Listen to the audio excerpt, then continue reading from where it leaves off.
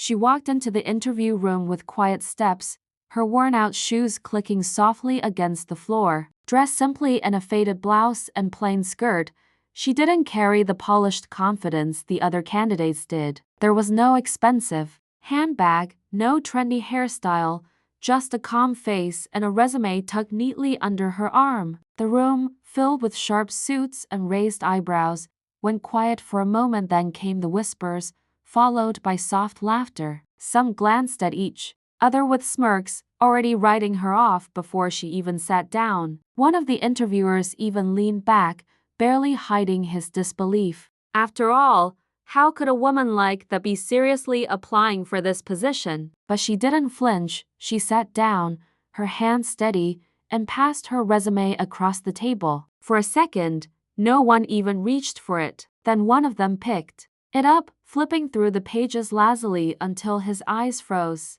He blinked, then looked again. The others noticed his silence and leaned in. Page by page, the room changed. The smug smiles faded. Murmurs stopped. Their eyes grew wide with every line they read. The woman they had quietly dismissed moments ago now had their full, undivided attention. Who was she really? What could possibly be on that resume that turned judgment into awe in seconds? The tension in the room shifted. Questions were forming, but no one dared to ask them just yet. She simply waited, her gaze steady, as if she'd seen this before, people judging too soon, underestimating too fast. And just as someone opened their mouth to speak, the door creaked open behind her. Another surprise was about to unfold, but what happened next would leave everyone in the room questioning everything they thought they knew about people, appearances, and second chances. Stay with me, because what's hidden in her story will challenge more than just first impressions. The door creaked open slowly, and for a brief second, everyone's eyes shifted from the woman to the unexpected figure walking in. A younger man in a simple office uniform entered, holding a folder. He paused when he noticed the silence and tension in the room. Without a word, he handed the folder to one of the interviewers and quietly stepped back out, but the moment had already added to the strange energy in the air. Back at the table, the woman sat calmly, still saying nothing. Her name was Maya, a quiet woman in her late 30s, with tired eyes that hinted at long days and even longer nights. On the surface, there was nothing that stood out. No flashy credentials, no big-name companies, just simple titles and job roles. But the moment they looked closer, the truth started to unfold. The resume showed years of experience, projects completed under immense pressure, problems solved with limited resources, teams led without any recognition. Every bullet point was written plainly, yet told a story of resilience and sharp thinking. She had worked in places most of them had never heard of, in roles that didn't seem glamorous, but when put together, formed a picture of someone who had done far more with far less.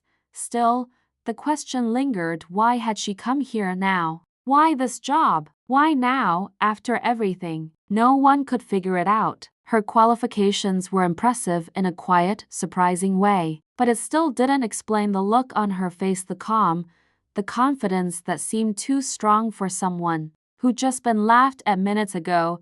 And then there was the last page of the resume.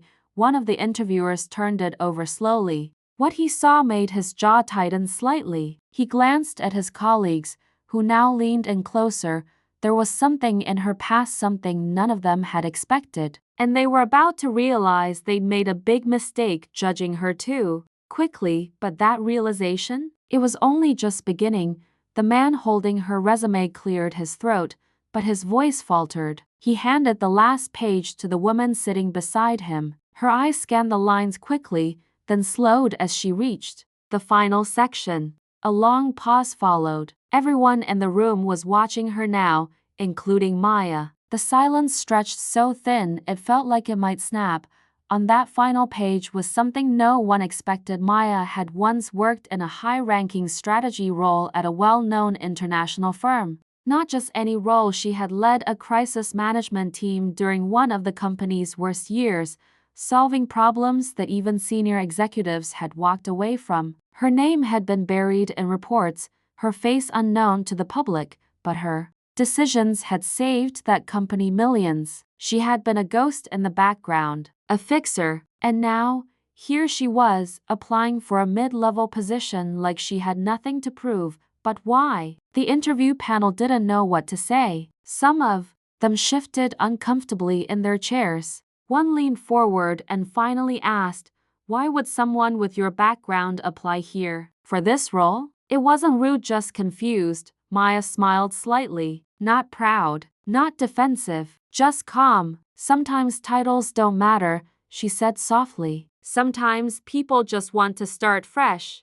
That answer only added to the mystery. Whispers traveled down the hall. People outside the room started to take notice. One of the junior staff members, who had laughed when Maya walked in earlier, now stood frozen by the water cooler, listening. She'd overheard stories, rumors, really about a woman who once left a major company overnight. No one ever found out why. Could this be her? Back in the room, one interviewer tapped his pen anxiously. He was now wondering something he couldn't say out loud. Had they already lost someone they couldn't afford to ignore? But the truth behind Maya's past and what brought her here was still hidden, and no one in that room was prepared for what was coming next. The room felt tighter now, like the walls were inching in. The calmness that once filled the space had been replaced by unease. Every interviewer sat with stiff shoulders, second-guessing their first impressions. One of them kept glancing at Maya's resume, flipping it back and forth like there was a hidden message he might have missed. Her presence had gone from overlooked to impossible to ignore.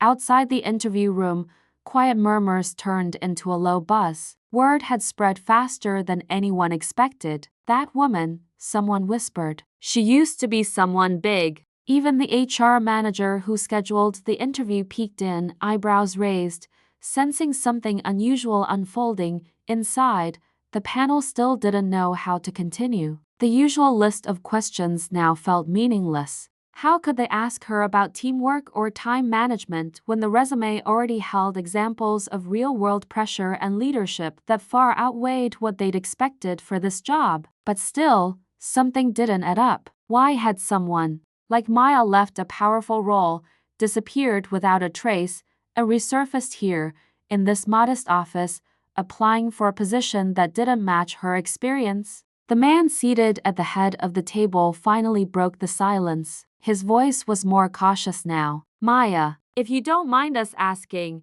what happened after your last role?" It was the question on everyone's mind, and the one no one really wanted to ask first. Maya took a slow breath. Her fingers brushed against the edge of the table. "Life happened," she replied quietly. "Some things forced me to choose between what I built and who I am." That answer only deepened the silence. Then came a sound from the hallway, someone knocking. The door opened once more, and a woman stepped in. Well-dressed, poised, but clearly out of place. She wasn't part of the company. She looked directly at Maya, and that moment, heavy and wordless, left everyone frozen. The truth, the real story, was about to break through. But not yet. The woman who entered wasn't just any stranger. Her presence shifted the air instantly. There was a confidence about her that matched Maya's calm, but carried something heavier. She didn't look at the panel. Her eyes stayed locked on Maya, and for a moment, it felt like the rest of the room disappeared. "Maya," she said softly, but firmly, "you shouldn't have come here." The interviewers looked at each other, puzzled. One of them started to speak, but stopped, unsure if they were even allowed to ask what was going on. This wasn't just an awkward interruption, it was something deeper. Maya's face didn't change. "I had to," she replied, her voice even. "They need to know." That one sentence sent a ripple through the room. The woman stepped forward, placing a small envelope on the table. "You still have time to walk away," she warned. "This isn't the place to reopen everything." One of the panelists reached for the envelope, but hesitated. "Excuse me, who exactly are you?" he asked. The woman looked at him and gave a tight smile. "Someone who tried to keep things buried." Now the confusion had turned into a low buzz of anxiety. Buried? What had been hidden? Maya's hands remained folded. She nodded at the envelope. "You should read it." It explains more than my resume ever could. The head interviewer opened it slowly, pulling out a few pages. As his eyes moved over the contents, his expression shifted from curiosity to shock. His fingers gripped the paper tighter. Whatever was written there wasn't just surprising, it was damaging.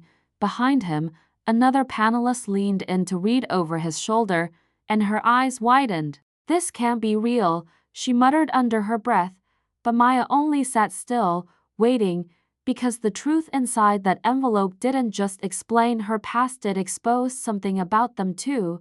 And now, this wasn't just about a simple woman being underestimated. It was about secrets, reputations, and the cost of silence, and no one in that room would leave untouched.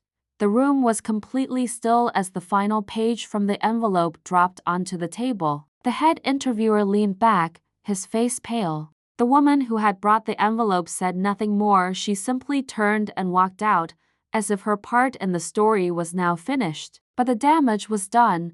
What the panel had just read wasn't just about Maya's past, it was about their own company. Years ago, Maya had uncovered a major ethical breach involving senior executives at the firm where she once worked. Funds had been misused, people were quietly laid off, and a few names were protected while others were blamed. Maya had refused to stay silent. She gathered evidence, prepared to speak out, but just before she could, the company shut her out. Her role was dissolved overnight. A quiet internal agreement buried everything, until now, because their company had merged with that very firm 2 years ago. And 2 of the executives now sitting at this table had been part of the cover-up.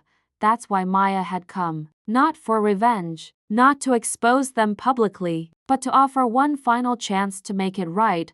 "I didn't come here for this job," she said, breaking the silence. "I came to see if anything's changed, if integrity has a place here now, or if it's still just something you print in company brochures." One of the panelists, younger and clearly shocked, looked to her colleagues, realizing for the first time that the stories she'd heard whispered in the halls weren't just rumors. They were real, and the people she admired most might not be who she thought they were. The head interviewer sighed, then stood slowly. "Maya, I owe you an apology, and a lot more than that." But before he could say another word, Maya stood. "Keep the apology," she said quietly. "Just don't keep hiding." She turned to leave, but just as she reached the door, her phone buzzed. She glanced down. One missed call, from a name no one in that room would have expected.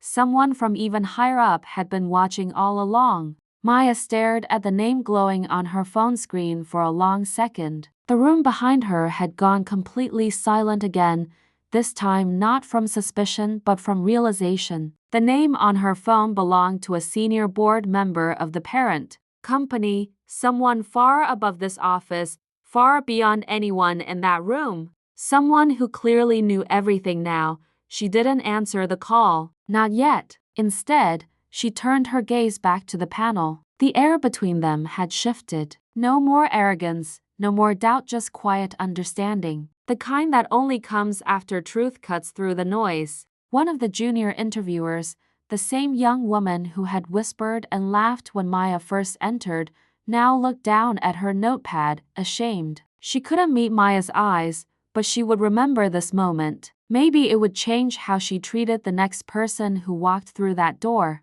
The older man at the head of the table finally spoke again, his voice softer. "You didn't have to come here," he said. "But I'm glad you did." Maya gave a small nod. Not everyone gets a second chance to speak the truth.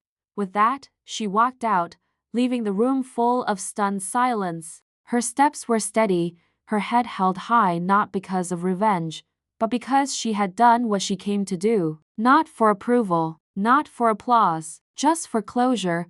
Outside, the sky was overcast, and the city buzzed as usual. But for Maya, everything felt lighter. Her phone buzzed again. This time, she answered.